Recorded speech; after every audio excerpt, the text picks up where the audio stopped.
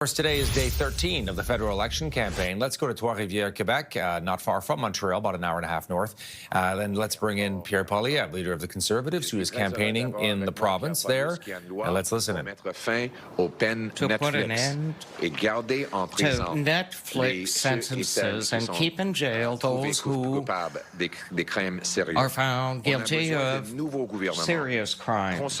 We need a new conservative government that will stop crime and bring back safety to our streets and put Canada first for a change. A fourth mandate for the Liberals will simply increase criminality and victimization of people who are innocent. We need to create a Canada that works hard for itself, so it has Canadians have a nice life in nice homes, protected by safe borders and brave policemen, incredible soldiers, and strong laws against crime. That's what putting the rights of victims first and putting Canada first for a change. Let's bring back common sense home. Thank you. Thank you. Thank you very much, Mr. Mayor. But most importantly, I want to thank the incredible and courageous survivors who are behind me. Many of them are here today, their faces made public for the first time. For the longest time, you can imagine, they kept their stories quiet for fear that their aggressors might reemerge and carry out reprisals against them. But they have decided on their own, and I would add with incredible courage, to speak out today so that they can ensure that no one has to live through the relentless hell they have faced for so many years. Some of them have lost loved ones to murder. Others have been terrorized by imprisonment in a small home with a monster for years on end. All of them live with the fear that their aggressor may once again strike them in the future. They want this to end. I want to thank Karine Blow, who is here today on behalf of the Association of Women and Children, Victims of Sexual, Domestic, and/or Family Violence. In December, she left her partner after her daughter revealed she had been assaulted by this individual. Since then, she's been actively advocating for victims and fighting back. But most of all, thank you to them for coming here today and fighting for everyone else. And thank you to Pierre, Senator Boisvenu. Pierre Boisvenu has been fighting for victims ever since he lost a loved one to crime.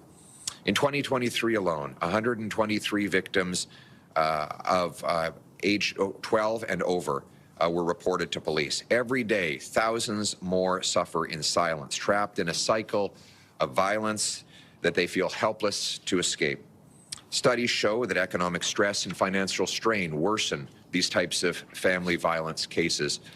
From 2009 to 2014, by contrast, family violence and intimate partner violence was actually on the decline. And in fact, in 2014, it marked the lowest year of family violence ever recorded. Unfortunately, things have changed for the worse, with family and intimate partner violence up 19%, sexual assaults up 75%, sexual violations against children up 119%. These shocking numbers are the results of, yes, increased financial strain, but also laws that release the most violent repeat offenders again and again on early bail, parole, probation, and house arrest. These numbers should alarm all Canadians. Unfortunately, over the last 10 years, the Canadian government has failed to take them seriously. There is a time when bail laws focused on justice and public safety, when our laws kept the most dangerous behind bars. Now, easy bail and catch and release policies tip the scales in favor of the criminals and against the victims.